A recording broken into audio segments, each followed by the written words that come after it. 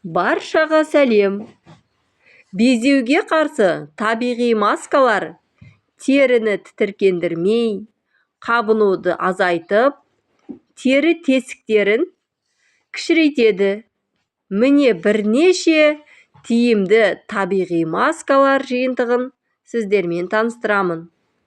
Бірінші, бал мен даршын маскасы. 1 шай қасық табиғи бал және 0,5 шай қасық даршын ұнтағы. Екеуін жақсылап араластырып, қоспаны бетке жағып, 10-15 минуттай шамасында ұстаймыз. Артынан жылы сумен жуамыз. Әсері: бал табиғи антисептик, даршын қабынуға қарсы әсер етеді. Екінші маскамыз алоэ вера гелі.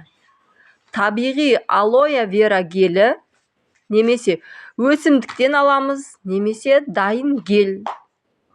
Гельді таза бетке жағып, 20 минуттан соң жуып тастаймыз. Әсері: қабынуды басады, теріні тыныштандырады. Ал үшінші маскамыз ас содасы мен су маскасы. 1 шай қасық ас содасына 1 шай қасық суды қосамыз. Екеуін жақсылап араластырып, безеу бар жерлерге жағып, 5-10 минут ұстап, артынан жылы сумен шайып тастаймыз. Әсері: сода артық май мен кірді кетіреді. Бактерияларға қарсы әсері бар. Ал төртінші маскамыз көк шай маскасы. 1 шай қасық көк шайға қайнатылған және салқындатылған болу керек. 1 шай қасық сұлы ұны немесе бал қолдануға болады.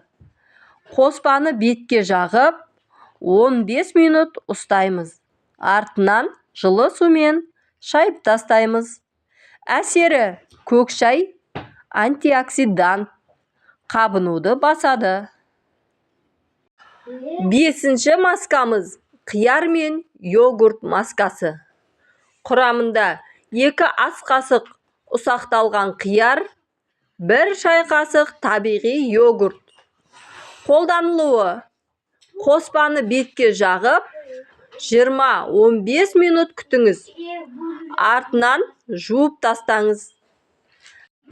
Әсері: қияр бет терісін сергітеді, ал йогурт теріні тазартады.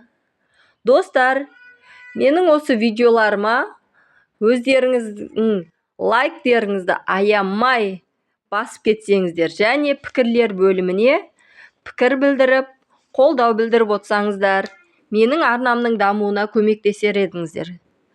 Енді келесі видеоларда көріскенше сау болыңыздар.